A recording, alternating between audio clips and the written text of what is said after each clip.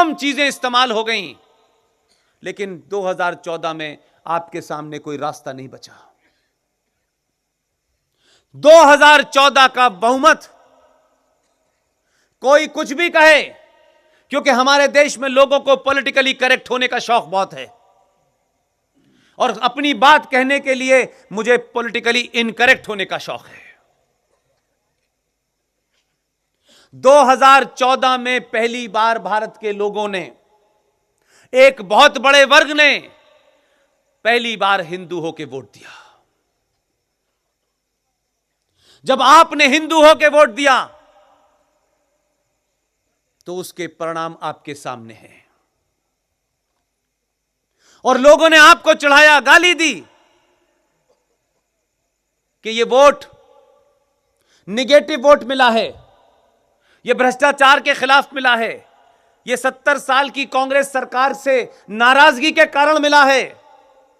लेकिन 14 से लेकर 19 तक बड़े सारे कानून बने, बड़े सारे परिवर्तन हुए, वो भी सारे के सारे इस देश के बहुसंख्यक हिंदुओं को कहीं ना कहीं चोट पहुंचा रहे थे। वो तत्कालिक थे। एक व्यवस्था के बदलने में कुछ तकलीफें होती हैं, लेकिन मेरे लिए उससे बड़ा जो प्रश्न था कि जो समाज छोटी छोटी चीजों पे सरकार गिरा देता हो, जो छोटी छोटी बातों पे मेरा तेरा करता हो, आपने यह साबित कर दिया कि जो आपने बटन 2014 में दबाया था, तमाम तकलीफों के बाद आपने कहा कुछ भी हो जाए हमारी तकलीफ कम है, राष्ट्र की तकलीफ बड़ी है, इसलिए दोबारा से 2019 में आपने उससे ज्यादा बहुमत दिया। और जब राष्ट्र खड़ा हुआ सरकार के पीछे, तो सरकारों के ऊपर दबाव इस बात का था, और आज भी है। इसलिए मैं आपसे विनती करने भी आया हूं, इस दबाव को 1 मिनट के लिए भी कम मत होने दीजिएगा। लगातार सरकार पे दबाव बनाए रखिएगा। सरकार को यह एहसास कराइएगा कि यह वोट हमने 2019 में सड़क बनाने के लिए नहीं दिया है। सड़कें तो कई सालों से बन रही हैं, हवाई जहाज बहुत सालों से चल रहे हैं। ये इनकम टैक्स में कितनी छूट मिलेगी, ये जीएसटी आएगा नहीं आएगा, ये एडमिनिस्ट्रेटिव फैसले हैं, ये होते रहेंगे। सरकार के ऊपर भी इस बात का दबाव है कि जिस जनता ने उन्हें वोट दिया है, पहली बार हो रहा है कि आपकी सरकार है और आप लगातार रात में भी रथ जगा कर रहे हैं।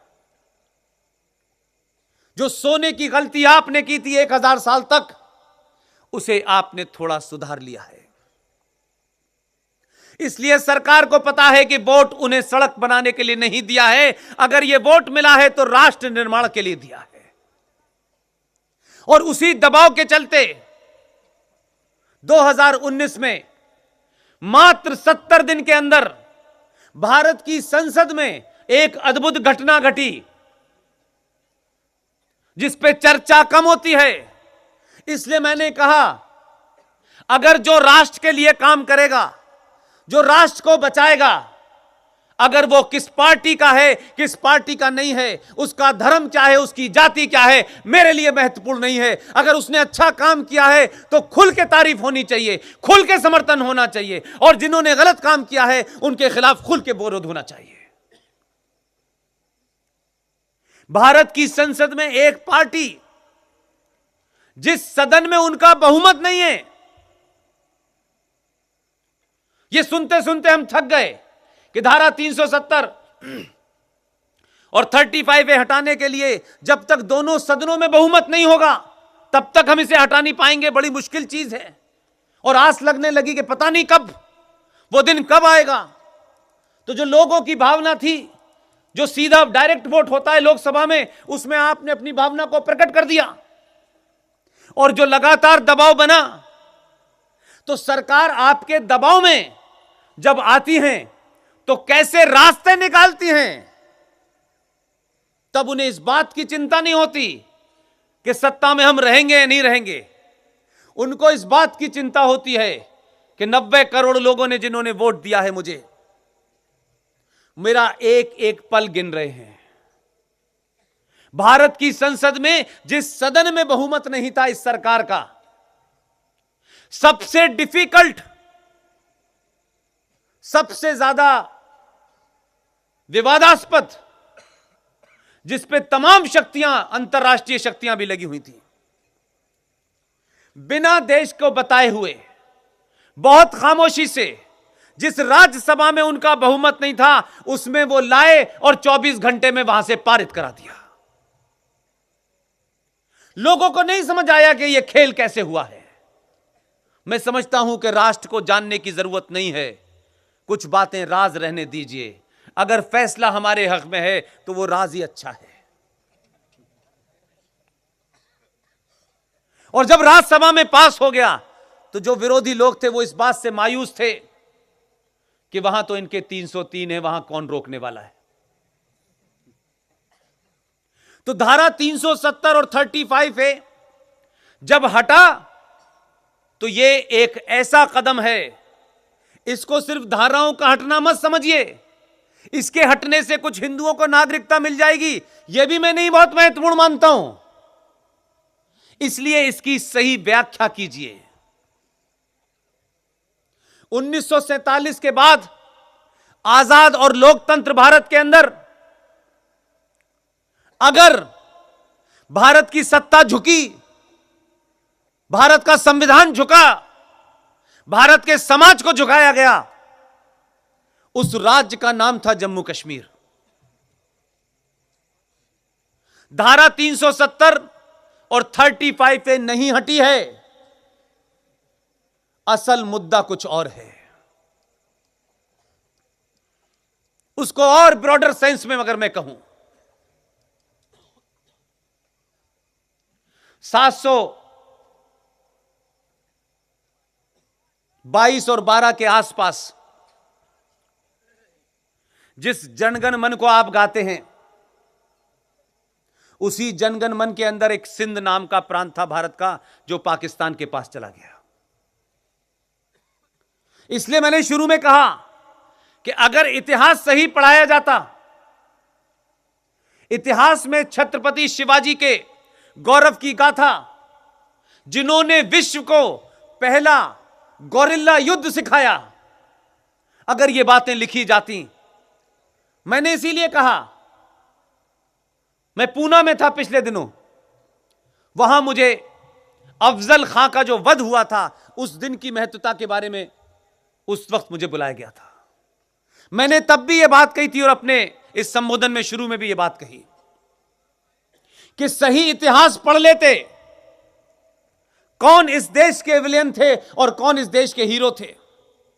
अगर सुभाष बाबू का सही इतिहास पढ़ाया जाता तो फिर यह बताना पड़ता कि 21 अक्टूबर 1943 को नॉर्थ ईस्ट के शहर मोयान के अंदर इंडियन नेशनल आर्मी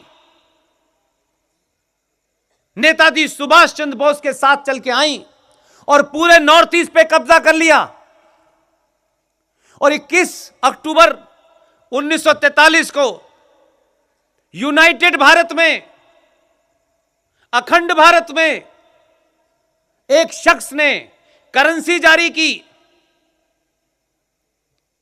उसने बैंक जारी किया, पासपोर्ट जारी किया और भारत के आजादी की घोषणा ब्रिटिश सरकार के होने के बावजूद की।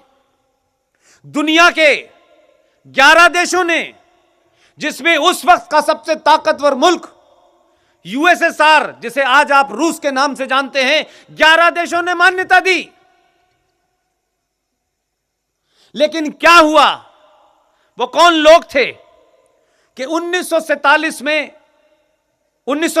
में जिस आदमी ने भारत की आजादी की घोषणा कर दी हो, प्राइम मिनिस्टर की घोषणा हो गई हो, सरकार बन गई हो, 1943 से चल के 1947 में वो आदमी गायब हो गया। कोई कहता है जहाज में मारा गया, कोई कुछ कहता है, लेकिन इस देश में जो जघन्य अपराध हुआ उसके सिर्फ एक लाइन बोलना चाहता हूं। सुभाष चंद्र बोस ने अपने कमांडर शौकत मलिक से यह कहा कि आप आजाद हिंद फौज के साथ में यहां से मार्च करें मोयान से और कदम कदम बढ़ाए जा, खुशी के गीत गाए जा। ये जो उनका गाना था, कहा कि इसके साथ मार्च करते हुए आप मोयान से दिल्ली जाइए, लाल किले पे झंडा फहराइए। शौकत मलिक भी कहां गायब हो गई नहीं पता चला। लेकिन आजाद भारत में मैं इस बात से खुश हूं, और आप सबके सामने यह बात शेयर करने से मैं बार बार अपने आप को रोक नहीं पाता, कि हमें पता चल गया कि किसने सुभाष को गायब किया था, किसने कमांडर शौकत को गायब किया था। एक लंबी लड़ाई के बाद मेजर जनरल जीडी बख्शी, जिन्हें आप तमाम सब लोग टेलीविजन पर देखते हैं, कर्नल आरएसएन सिंह जो रॉ के पूर्व डायरेक्टर हैं, सुशील पंडित हो, ललित अंबरदार हो, और तमाम दीगर दूसरे लोग हो, कैप्टन रिजवी हो, ये तमाम सारे लोगों ने एक लंबी लड़ाई लड़ी और सारे डॉक्यूमेंट भारत सरकार के सामने लाके दे दिए और कहा कि ये कोई डॉक्यूमेंट भारत का नहीं है, दुनिया में जो डॉक्यूमेंट है ये हैं। उन डॉक्यूमेंट के बाद भारत के प्रधानमंत्री ने कहा कि बात आपकी सही है। जब सारे तथ्य परख लिए उन्होंने, तो 21 अक्टूबर 2018 में आजाद भारत में पहली बार सत्ता के शीर्ष पे बैठा हुआ प्रधानमंत्री लाल किले पे दोबारा गया और दोबारा से झंडा फहराया। उन ताकतों को यह बर्दाश्त नहीं था, यह काबिले कबूल नहीं था